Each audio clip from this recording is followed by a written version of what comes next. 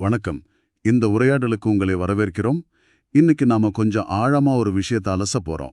நீங்க பகிர்ந்துகிட்ட சில குறிப்புகள் தீபக் சோப்ராவோட அபண்டன்ஸ் புத்தகத்திலிருந்து. ஆமாம். அதை வச்சு யோகா, பிரக்ஞை, அதாவது கான்ஷியஸ்னஸ், அப்புறம் உண்மையான செழிப்பு, இதுக்கெல்லாம் என்ன தொடர்புன்னு பார்க்கலாமா? நிச்சயமா இது ரொம்ப முக்கியமான ஒரு பார்வை. ஏன்னா நாம செழிப்புனாலே பெரும்பாலும் பணத்தை மட்டும்தான் நினைக்கிறோம்.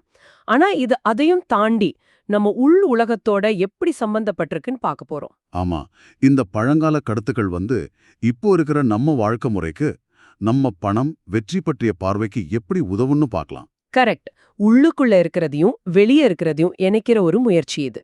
சரி, அப்போ முதல்ல ஆரம்பிக்கலாம். யோகா, பிரக்ஞை, பணம், இதுக்குள்ள இருக்கிற லிங்க் என்ன? யோகானாலே நிறைய பேர் ஆசனம், மூச்சு பயிற்சி, தியானம்னு நினைக்கிறாங்க. ஆனா இது உள் உலகத்தையும் வெளி உலகத்தையும் இணைக்குதுன்னு சொல்றீங்க. அது எப்படி? சரியா கேட்டீங்க. யோகாவோட நோக்கமே அதுதான். நம்ம மனசுக்குள்ள இருக்கிற எண்ணங்கள், உணர்வுகள், அதாவது உள் உலகம், அப்புறம் நாம வாழற சூழல், சந்திக்கிற மனிதர்கள், நம்ம வேலை, பணம், இது வெளி உலகம். யோகா இது ரெண்டையும் தனித்தனியா பார்க்காம ஒன்னா பார்க்க சொல்லுது. ம், இந்த ரெண்டையும் நம்ம விழிப்புணர்வால இணைக்கும் பொழுதுதான் உண்மையான சந்தோஷம், நீங்க எதிர்பார்க்கிற வெற்றி, இதெல்லாம் சாத்தியமாகுதுன்னு யோகா சொல்லுது.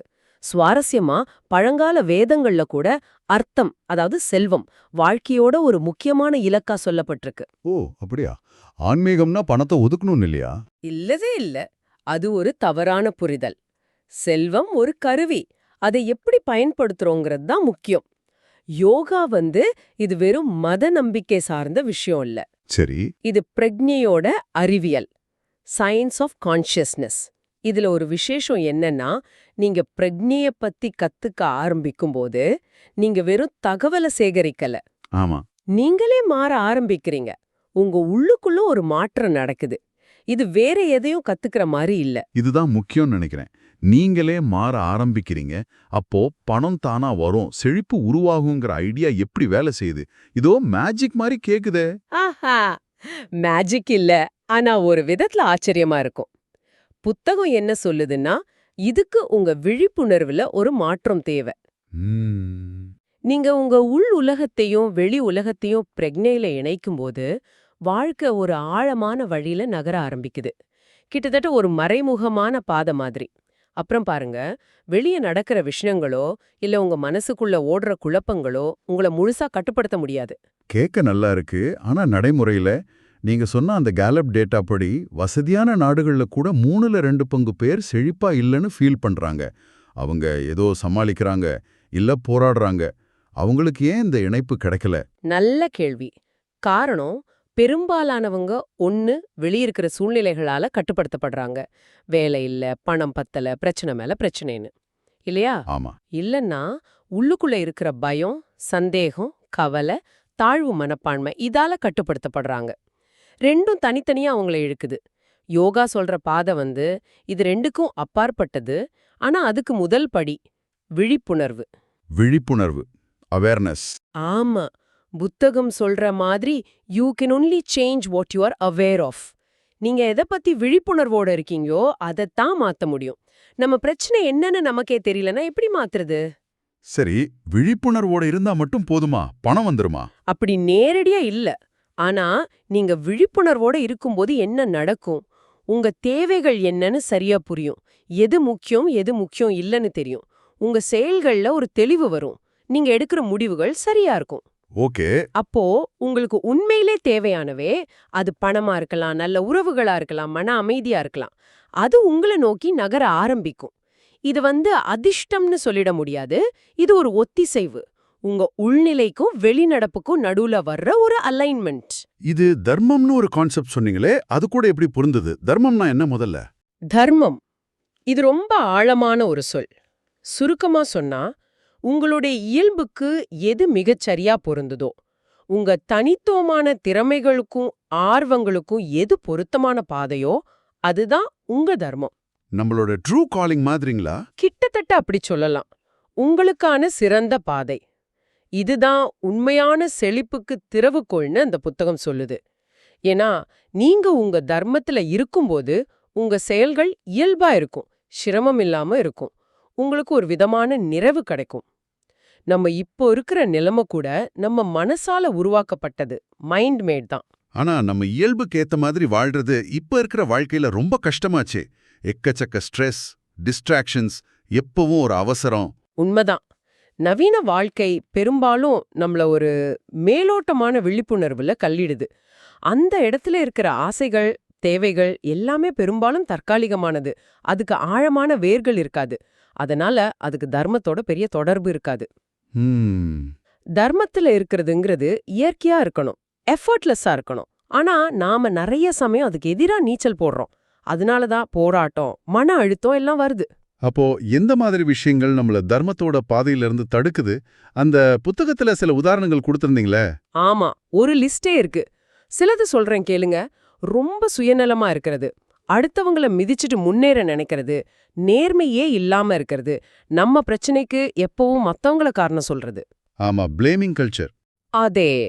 அப்புறம் பேராசு, சுத்தி இருக்கிறவங்களோட கஷ்டத்தை பத்தி கொஞ்சம் கூட யோசிக்காம இருக்கிறது, நான் சொல்றது மட்டும்தான் சரின்னு பிடிவாதம் பிடிக்கிறது, அதிகாரத்தை துஷ்பிரயோகம் பண்றது, மன அழுத்தத்தை கண்டுக்காம விடுறது, அன்பு இரக்கம் இல்லாம இருக்கிறது. இந்த மாதிரி குணங்கள் இருந்தா தர்மம் நமக்கு எப்படி உதவும்? அது நம்மள விட்டு விலகி போயிடும். கேட்கவே பயமா இருக்கு. இதுக்கெல்லாம் நாம என்ன துறவி மாதிரி மாறணுமா? இல்லவே இல்ல. அதுதான் முக்கியமான விஷயம். தர்மம் உங்கள ஒரு செயிண்டா இருக்க சொல்லல. சிம்பிளா விழிப்புணர்வோட அவேரா இருக்க சொல்லுது. உங்க மேலோட்டமான ஆசைகளை தாண்டி உங்க உண்மையான ஆன்மா, ட்ரூ செல்ஃப் என்ன சொல்லுது, உங்க ஆழமான விருப்பம் என்னன்னு கவனிக்க சொல்லுது. இதுக்கு சுய விழிப்புணர்வு ரொம்ப முக்கியம்னு சொல்றீங்க. நிச்சயமா. உங்க உண்மையான தேவை என்ன, உங்க பலம் என்ன, பலவீனம் என்னன்னு தெரிஞ்சுக்கிறது. புத்தகம் சொல்ற அந்த சோல் ப்ரொஃபைல் கேள்வித்தாள் கூட இதுக்கு உதவுற ஒரு கருவிதான். நீங்க உங்க உண்மையான சுயத்தோட கனெக்ட் ஆகும்போது உங்க ஆசைகள் தெளிவடையும். அப்ப தர்மம் உங்களுக்கு வழிகாட்ட ஆரம்பிக்கும். சரி, தர்மம் ஓரளவுக்கு புரியுது. அடுத்ததா கர்மா, முக்கியமா பணக்கர்மா. கர்மானாலே நம்ம மனசுக்கு வர்றது விதி, தலையெழுத்து, போன ஜென்மத்து கணக்கு, அப்படிதானே? இங்க எப்படி பாக்குறாங்க? இங்க கொஞ்சம் வித்தியாசமா பாக்குறாங்க. கர்மானா செயல், அதோட விளைவு, காரணகாரிய விதி. சிம்பிளா சொன்னா, நீங்க எப்படி இருக்கீங்களோ அப்படிதான் உங்க உலகம் இருக்கும். As you are, so is the world. ஓ, நடைமுறையில பார்த்தா நம்மளோட பழக்க வழக்கங்கள், நம்ம யோசிக்காம செய்யற எதிர்வினைகள், ஆட்டோமேட்டிக் ரியாக்ஷன்ஸ், நம்ம ஆழ்மனசுல பதிஞ்சிருக்கிற நம்பிக்கைகள், பயங்கள், அன்கான்ஷியஸ் பிஹேவியர், நம்ம குணம், நம்ம கிட்ட இயல்பா இருக்கிற திறமைகள், திறமையின்மை, இதெல்லாமே ஒரு விதத்துல கர்மாதான். பண விஷயத்திலயும் இது பொருந்தும். ஆனா முக்கியமான கேள்வி, இது நம்ம தலையெழுத்தா? இத மாத்தவே முடியாதா? நிச்சயமா மாத்த முடியும். அதுதான் யோகாவோட மையமான நம்பிக்கை. கர்மாங்கிறது ஒரு நிரந்தரமான சிறை தண்டனை இல்ல. மயக்க நிலையில பழைய பேட்டர்ன்ஸ்லயே வாழ்றதா, இல்ல பிரக்னியோட விழிப்புணர்வோட அதை மாற்றி அமைக்கிறதாங்கிறது நம்ம கையில இருக்கிற ஒரு தேர்வு, சாய்ஸ். ஆனா இது சுலபம் இல்லையே. கெட்ட பழக்கங்களை மாத்துறது எவ்வளோ கஷ்டம். நீங்க அந்த புத்தகத்துல ஒரு உதாரணம் சொன்னீங்களே, உடல் பருமன் கட்டுப்பாடு பத்தி. ஆமா, ஒரு ஆய்வுல உடல் எடை குறைப்புக்காக முயற்சி செஞ்சவங்கள்ல வெறும் 2% பேர் மட்டும்தான் குறைச்ச எடைய 2 வருஷத்துக்கு மேல தக்க வச்சுக்கிறாங்க. 98% பேர் திரும்பவும் பழைய நிலைமைக்கே போயிடுறாங்க. இது எதை காட்டுது? நம்ம ஆழ்மன பழக்க வழக்கங்களோட சக்தி எவ்வளோ அதிகம்னு காட்டுது. அப்போ இந்த கர்மாவை எப்படி ஜெயிக்கிறது? அதே பிரச்சனைக்குள்ளேயே நின்னு யோசிச்சா வழி கிடைக்காது போல இருக்கே. சரியா சொன்னீங்க. பிரச்சனையின் மட்டத்துல நின்னா தீர்வு கிடைக்காது. தீர்வோட மட்டத்துக்கு போகணும். அதுக்கு ஒரே வழி விழிப்புணர்வும் தெளிவும் தான். நீங்க உங்க மயக்க நிலை பழக்க வழக்கங்களை, எதிர்வினைகளை கவனிக்க ஆரம்பிக்கும் போதுதான் அதை மாத்துறதுக்கான ஒரு சின்ன இடைவெளி கிடைக்குது. அந்த இடைவெளியில தான் மாற்றம் சாத்தியம். பண விஷயத்துல நம்மள அறியாமலே சில விஷயங்கள் நம்மளை தடுக்கும். என்ன மாதிரி விஷயங்கள்? தேவையில்லாத கவலைப்பட்டுக்கிட்டே இருக்கிறது, எதையும் செய்ய தோணாம ஒரு மந்த நிலையில இருக்கிறது, பிரச்சனை இருக்குன்னே ஒத்துக்காம மறுக்கிறது, எல்லாம் சரியாயிடும்னு வெறும் கற்பனையில இருக்கிறது, சீக்கிரமா முயற்சியை கைவிடுறது, தனக்குத்தானே பரிதாபப்பட்டுக்கிறது, இதெல்லாம் பணக்கர்மாவை மாத்த விடாம தடுக்கிற தடைகள். இதுக்கெல்லாம் மாற்று என்ன? எந்த மாதிரி தேர்வுகள் பணக்கர்மாவை நல்ல விதமா மாத்தும்? தெரிவோட இருக்கிறது, நேர்மையா இருக்கிறது, விடாமுயற்சியோட இருக்கிறது, புது விஷயங்களை கத்துக்க தயாரா இருக்கிறது, நம்ம நிலைமைக்கு நாமளே பொறுப்பேத்துக்கிறது, செய்ய வேண்டியதை தள்ளி போடாம செய்யறது, ஆக்ஷன். இதெல்லாம் நேர்மறையான தேர்வுகள். இதுக்கு ஒரு பயிற்சியும் சொன்ன மாதிரி ஞாபகம். ஆமா, இது ஏதாவது ஒரு தடைய, உதாரணமா கவலை, இல்ல ஒரு நேர்மறை தேர்வை, உதாரணமா தெளிவை எடுத்துக்கிட்டு அமைதியா உட்கார்ந்து உங்க ஆழமான சுயத்துக்கிட்ட இது சம்பந்தமா வழிகாட்டல் கேக்குறது. பதில் உடனே வராட்டியும் அந்த கேள்வியை எழுப்புறதே ஒரு நல்ல ஆரம்பம். இதுல ஒரு சிக்கல் இருக்குன்னு சொன்னீங்களே, டபுள் பைண்ட், இரட்டை பிணைப்பு, அது என்ன? ஆமா, ஷேக்ஸ்பியர் ஒரு கவிதையில சொல்ற மாதிரி, நாம ரொம்ப ஆசைப்பட்டு ஒரு விஷயத்த அடைஞ்சதுக்கு அப்புறம் அதை இழந்துடுவோமோங்கிற பயம் வந்துடுது. பணம் வேணும்னு ஆசைப்பட்டு அதுக்காக உழைச்சு பணம் வந்ததும் ஐயோ இது போயிடுமோ, திருடன் வருவானோ, நஷ்டமாயிடுமோன்னு பயப்படுறோம். இதுதான் இரட்டை பிணைப்பு. ஆசையும் இருக்கு, பயமும் இருக்கு. ஆமா, இது நிறைய பேருக்கு நடக்குது. ஆனா யோகா என்ன சொல்லுதுன்னா, இது ஒரு மாயை. பணம் மேல அளவுக்கு மீறின பற்றுதலோ இல்ல அதை இழந்துடுவோங்கிற பயமோ தேவையில்ல. அதுக்கு பதிலா உங்ககிட்ட இருக்கிற படைப்பாற்றல், நுண்ணறிவு, ஓட்டத்துல கவனம் செலுத்துங்க. அந்த ஓட்டம் இயற்கையா உங்களுக்கு தேவையானதை கொண்டு வரும், பணத்தையும் சேர்த்து. இது அடுத்த கட்டத்துக்கு போகுது. செழிப்பு மனப்பான்மை எதிர் பற்றாக்குறை மனப்பான்மை. செழிப்புன்னா வெறும் பணம் இல்ல, மனநிறைவுன்னு சொன்னீங்க. ஆனா உலகத்துல நிறைய பேர் மனநிறைவு இல்லாம தானே இருக்காங்க. ஆமா, அந்த மனநிறைவில்லாமைய சமாளிக்கத்தான் நாம நிறைய தந்திரங்களை கையாள்றோம். கற்பனை உலகத்துல வாழ்றது, தேவையில்லாத பொருட்களை வாங்கி குவிக்கிறது, கன்சியூமரிசம், டிவியோ சோஷியல் மீடியாவோ பார்த்து கவனத்தை சிதறடிக்கிறது, இல்ல பிரச்சனையே இல்லைன்னு மறுக்கிறது. ஆனா இதெல்லாம் தற்காலிகமான ஒட்டு போடுற வேலைதான். உண்மையான வித்தியாசம் நம்ம மனப்பான்மையில இருக்கு. ஒருத்தர்கிட்ட எவ்ளோ சொத்து இருக்குங்கிறத விட அவரோட மனநிலை எப்படி இருக்குங்கிறது தான் முக்கியம். அதுதான் அவங்க செழிப்பா இருக்காங்களா இல்லையான்னு தீர்மானிக்குது. இதுக்கு அந்த எச்.எல். ஹண்ட் கோடீஸ்வரர் உதாரணம் சொன்னீங்களே. ஆமா, அவர் உலக பணக்காரர்கள்ல ஒருத்தர். ஆனா ரொம்ப பழைய கிழிஞ்ச ஷூவும் சாதாரண சூட்டும் போட்டுக்கிட்டு சிக்கனமா இருப்பாராம். அவர்கிட்ட பொருள் இருந்தது, ஆனா மனசுல ஒரு விதமான பற்றாக்குறை உணர்வு, லேக் மென்டாலிட்டி இருந்திருக்கு. இன்னொரு பக்கம் குறைவான வசதி இருந்தாலும் தன்னிடம் இருக்கிறத பகிர்ந்து திருப்தியா சந்தோஷமா வாழ்றவங்களும் இருக்காங்க. அவங்க கிட்ட செழிப்பு மனப்பான்மை, அபண்டன்ஸ் மென்டாலிட்டி இருக்கு. அப்போ இது ஒரு உளவியல் விஷயம். நிச்சயமா. அந்த புத்தகம் சொல்ற வேர் ஆர் யூ நவ் வினாடி வினா கூட இதத்தான் பாக்குது. உங்ககிட்ட சுய சந்தேகம், பயம், பொறாம மாதிரி பற்றாக்குறை அம்சங்கள் அதிகமா இருக்கா, இல்ல தன்னம்பிக்கை, நம்பிக்கை, தாராள மனப்பான்மை மாதிரி செழிப்பம்சங்கள் அதிகமா இருக்கான்னு ஓரளவுக்கு அடையாளம் காட்ட உதவும். சரி, இந்த செழிப்பு மனப்பான்மைய, மனநிறைவை எப்படி வளர்த்துக்கிறது? அதுக்கு ஏதாவது வழிகள் இருக்கா? ஓ, நிறைய வழிகள் இருக்கு. புத்தகம் ஒரு லிஸ்டே கொடுக்குது. சில முக்கியமானது சொல்றேன். நிகழ்காலத்துல வாழ பழகிக்கிறது, லிவிங் இன் த பிரசன்ட், தேவையில்லாம எதிர்காலத்தை பத்தி கவலைப்படாம இருக்கிறது, தாராள மனசோட கொடுக்கறது, ஜெனரோசிட்டி, மத்தவங்க நம்மள பத்தி என்ன நினைக்கிறாங்கன்னு கவலைப்படாம இருக்கிறது, சீக்கிங் அப்ரூவல், நம்மளோட தனிப்பட்ட படைப்பாற்றலை வெளிப்படுத்துறது, நம்ம இதயத்திலிருந்து வர்ற உணர்வுகளுக்கு மதிப்பு கொடுக்கறது. இதெல்லாம் மனநிறைவு மலர்வதற்கான வழிகள். இது வெறும் தத்துவமா இல்லாம நடைமுறைப்படுத்த வேண்டிய விஷயங்கள். ஆமா, இது ஒரு பயிற்சி, கொஞ்சம் கொஞ்சமா மாத்திக்க வேண்டியது. இதுக்கு சில கட்டமைப்புகளும் உதவுது. ஜப்பான்ல இக்கிகாயின்னு சொல்றாங்க இல்லையா? ஆமா, கேட்டிருக்கேன். வாழ்வதற்கான காரணம். அதேதான். உங்களுக்கு என்ன பிடிக்குது, உங்களுக்கு எது நல்லா வருது, உலகத்துக்கு என்ன தேவை, எதுக்கு பணம் சம்பாதிக்க முடியும், இதனாலும் சந்திக்கிற ஒரு புள்ளி. அது ஒரு மனநிறைவுக்கான வழிகாட்டி. அதே மாதிரி இந்திய தத்துவத்துல வாழ்க்கையோட 4 நோக்கங்கள் சொல்றாங்க. அர்த்தம், பொருள், செல்வம், காமம், இன்பம், ஆசை, தர்மம், அறவழி கடமை, மோட்சம், விடுதலை. இதுவும் ஒரு முழுமையான வாழ்க்கைக்கு வழிகாட்டுது. இது எல்லாத்துக்கும் அடிப்படை எதுவா இருக்கும்? ஒருவேளை அந்த நான் போதுமானவன் அப்படிங்கிற உணர்வா? அப்சல்யூட்லி, நீங்க கரெக்டா புடிச்சீங்க. அதுதான் அஸ்திவாரம். நீங்க இப்போ இந்த நிமிஷத்துல இருக்கிற நிலையிலேயே முழுமையானவர், போதுமானவர், இந்த உண்மை உங்க அடையாளமா மாறணும். இது இல்லாம நீங்க எவ்வளவு பணம் சம்பாதிச்சாலும், எவ்வளவு புகழ் அடைஞ்சாலும், உள்ளுக்குள்ள எங்கேயோ ஒரு மூளையில அந்த பற்றாக்குறை உணர்வு, அந்த காலித்தன்மை இருந்துகிட்டே இருக்கும். நான் போதுமானவன்கிறது தான் உண்மையான செழிப்போட ஆரம்ப புள்ளி. அந்த உணர்வுலேருந்து வர செயல்கள் வேற மாதிரி இருக்கும். இந்த நான் போதுமானவன்கிற உணர்வுக்கும் சங்கல்பம் அப்படின்னு ஒன்று சொன்னீங்களே, அதுக்கும் தொடர்பு இருக்கா? சங்கல்பம்னா என்ன? நல்ல கேள்வி. நிச்சயமா தொடர்பு இருக்கு. சங்கல்பங்கிறது ஒரு சாதாரண ஆசை இல்ல, அது ஒரு ஆழமான தெளிவான நோக்கம். இது கவன விதி, லா ஆஃப் அட்டென்ஷன். எதன் மேல கவனம் செலுத்துறோமோ அது வளரும். மற்றும் நோக்க விதி, லா ஆஃப் இன்டென்ஷன், நம்ம ஆழமான நோக்கங்களுக்கு பிரபஞ்சம் பதிலளிக்கும். இந்த ரெண்டோட கூட்டுன்னு சொல்லலாம். இவா உங்க ஆழமான விருப்பத்தோட ஒன்றியதா இருக்கணும். அது சுயநலமா இல்லாம மத்தவங்களுக்கு நன்மை பயக்கிறதா இருந்தா இன்னும் சக்தி வாய்ந்தது. சரி. முக்கியமான விஷயம், சங்கல்பத்தை வெளிப்படுத்தினதுக்கு அப்புறம் அதை இறுக பிடிச்சுக்கிட்டே இருக்கக்கூடாது. ரிசல்ட் எப்போ வரும், எப்படி வரும்னு கவலைப்படாம அதை பிரபஞ்சத்தோட ஓட்டத்துக்கிட்ட ஒப்படைச்சிட்டு திறந்த மனதோட நம்பிக்கையோட இருக்கணும். அந்த நம்பிக்கை எங்கிருந்து வரும்? நான் போதுமானவன், எனக்கு தேவையானது கிடைக்குங்கிற அந்த அடிப்படை உணர்விலிருந்து வரும். இதுல என்ன தடைகள் வரலாம்? ஏன் சில சமயம் சங்கல்பம் வேலை செய்யறதில்ல? 2 முக்கிய தடைகள் புத்தகம் சொல்லுது. 1, கவனமின்மை, இன்அட்டென்ஷன். சங்கல்பம் பண்ணிட்டு அது அப்படியே மறந்துடுறது, இல்ல அது சம்பந்தமா வர்ற சின்ன சின்ன வாய்ப்புகளை, அறிகுறிகளை கவனிக்காம விடுறது.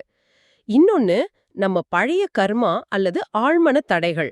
நம்ம மனசுக்குள்ளேயே இது நடக்காது, நான் இதுக்கு தகுதியானவன் இல்லங்கிற மாதிரி எதிர்மறை நம்பிக்கைகள் இருந்தா அது சங்கல்பத்தோட சக்தியை குறைக்கும்.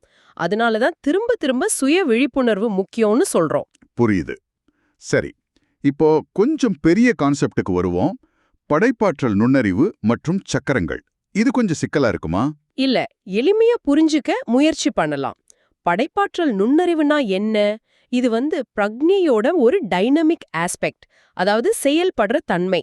பிரபஞ்சத்துல நடக்கிற எல்லா பரிணாம வளர்ச்சிக்கும் இதுதான் காரணம்னு புத்தகம் சொல்லுது. ஓ.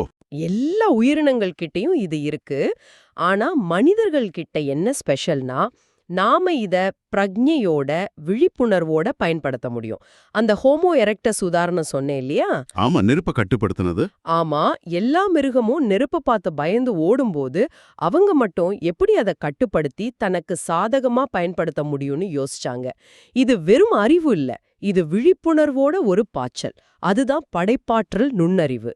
பிரபஞ்சத்துல ஒழுங்கு, ஒழுங்கின்மை ரெண்டும் இருக்குன்னு சொன்னீங்க. இது நம்ம பிரக்ஞையிலயும் வேலை செய்யுதா? நிச்சயமா, நம்ம பிரக்ஞையிலயும் இந்த 2 சக்திகளும் இருக்கு. நாம மயக்க நிலையில, பயத்துல, பழைய பழக்க வழக்கங்களோட அடிப்படையில செய்யற தேர்வுகள் பெரும்பாலும் ஒழுங்கின்மைக்கு வழிவகுக்கும். அதாவது நம்ம ஆற்றல் வீணடிக்கப்படும், குழப்பம் அதிகமாகும், தேக்கம் வரும். ஆனா நாம பிரக்ஞையோட, விழிப்புணர்வோட, நம்ம உண்மையான சுயத்தோட இணைஞ்சு செய்யற தேர்வுகள் பரிணாம வளர்ச்சிக்கு இட்டுச் செல்லும். நம்ம ஆற்றல் சரியா பயன்படும், வளர்ச்சி இருக்கும், தெளிவு பிறக்கும். பண விஷயத்திலயும் இது அப்படியே பொருந்தும். புத்தகம் பணம் விஷயத்துல தோல்வி அடைய 7 வழிகளையும், பேராசை, நேர்மையின்மை, பயம் மாதிரி இது என்ட்ரோபி, வெற்றி பெற 7 வழிகளையும், தன்னிறைவு, ஒத்துழைப்பு, நேர்மை மாதிரி இது கிரியேட்டிவ் இன்டெலிஜென்ஸ். இதுக்கும் நம்ம உடம்புல இருக்கிறதா சொல்ற 7 சக்கரங்களுக்கும் என்ன தொடர்பு? சக்கரங்கள்னா என்ன முதல்ல? சக்கரங்கள்ங்கிறது நம்ம சூக்ஷ்ம உடம்புல இருக்கிறதா நம்பப்படுற ஆற்றல் மையங்கள். இந்த படைப்பாற்றல் நுண்ணறிவு, இந்த பிரபஞ்ச சக்தி நம்ம உடம்பு வழியா, நம்ம வாழ்க்கை வழியா எப்படி பாயுதுங்கிறத காட்டுற ஒரு வரைபடம், மேப் மாதிரி தான் இந்த சக்கரங்கள். ஒவ்வொரு சக்கரமும் ஒரு குறிப்பிட்ட ஆற்றலோட, ஒரு குறிப்பிட்ட குணத்தோட தொடர்புடையது. 7 சக்கரங்கள் என்னன்னா அது? சூட்டமா சொல்றேன். கீழிருந்து மேலாக. 1, மூலச்சக்கரம், பாதுகாப்பு, ஸ்திரத்தன்மை, செக்யூரிட்டி, ஸ்டெபிலிட்டி.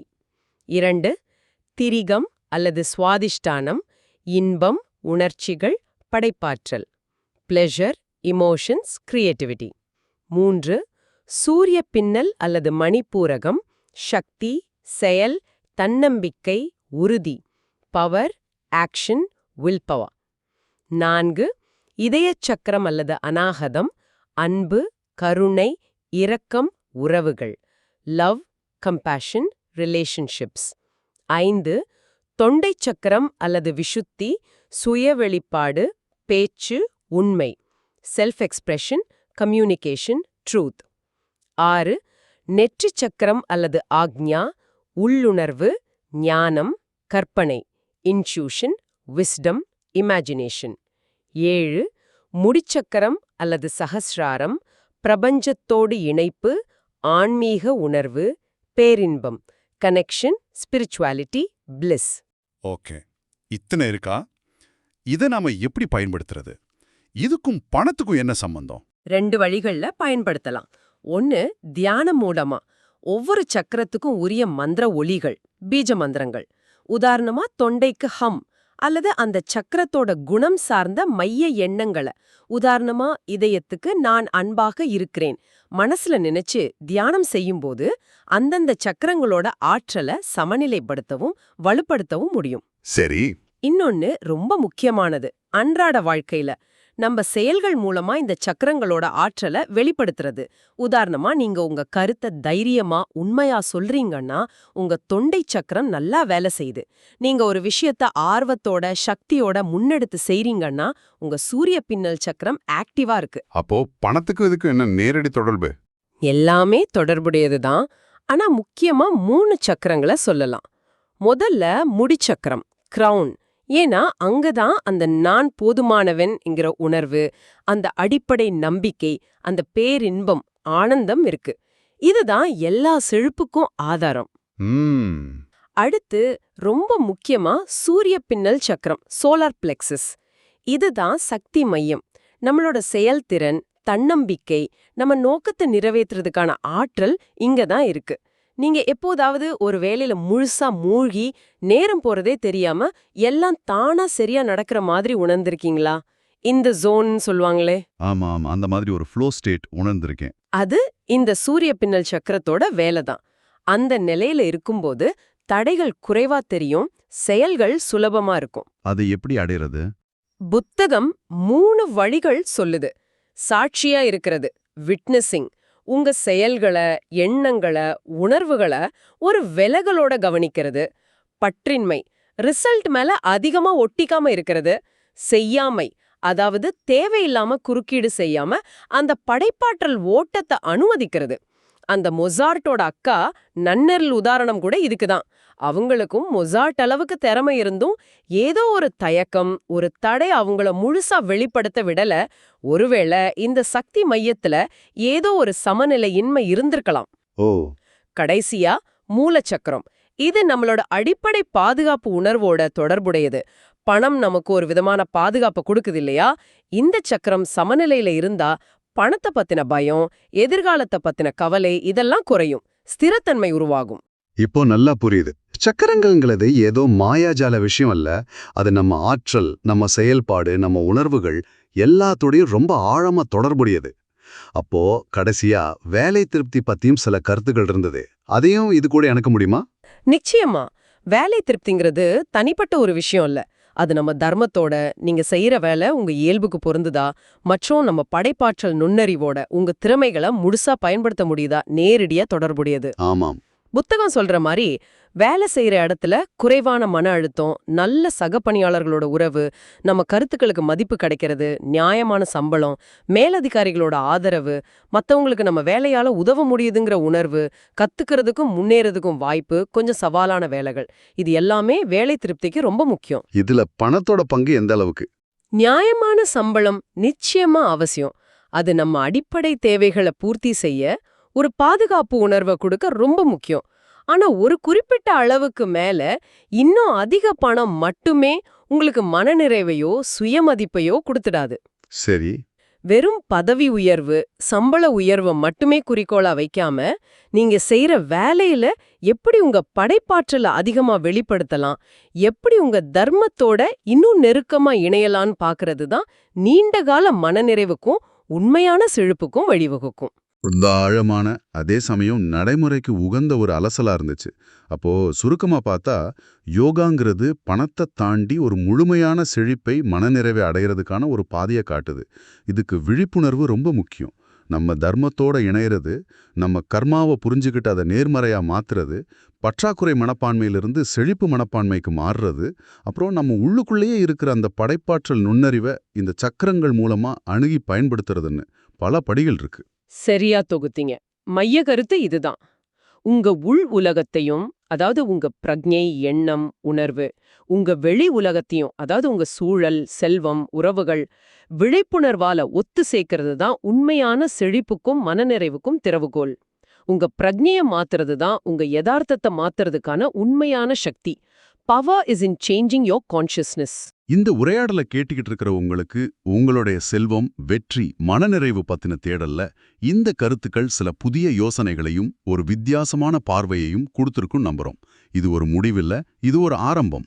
உங்களுடைய விழிப்புணர்வு பயணத்துக்கான சில வழிகாட்டிகள் மட்டும்தான். இறுதியா உங்க சிந்தனைக்கு ஒரு கேள்வி. இந்த புத்தகத்தோட ஆதாரங்கள் சொல்ற மாதிரி இந்த பிரபஞ்சமே ஒருவேளை பிரஜ்ஞையோட இயங்குது, ஒரு மாபெரும் சக்தி எல்லாத்தையும் இணைக்குதுன்னு ஒரு நிமிஷம் கற்பனை பண்ணி பாருங்க. அப்படி இருந்தா உங்க தனிப்பட்ட பிரஜ்ஞை உண்மையிலே இந்த பிரபஞ்சத்தோட, இதுல இருக்கிற எல்லாத்தோடையும் இணைஞ்சிருந்தா, இன்னைக்கு உங்க விழிப்புணர்வுல நீங்க செய்யற ஒரு சின்ன நேர்மறையான மாற்றம், ஒரு சின்ன புரிதல், ஒரு சின்ன செயல், நீங்க கற்பனை கூட செய்ய முடியாத அளவுக்கு உங்க வெளி உலகத்துல எப்படிப்பட்ட பெரிய நல்ல தாக்கத்தை ஏற்படுத்த முடியும் யோசிச்சு பாருங்க. இந்த ஆதாரங்களை பகிர்ந்துகிட்டதுக்கும் இந்த ஆழமான பார்வையில எங்களோட இணைஞ்சதுக்கும் உங்களுக்கு எங்களுடைய நன்றி.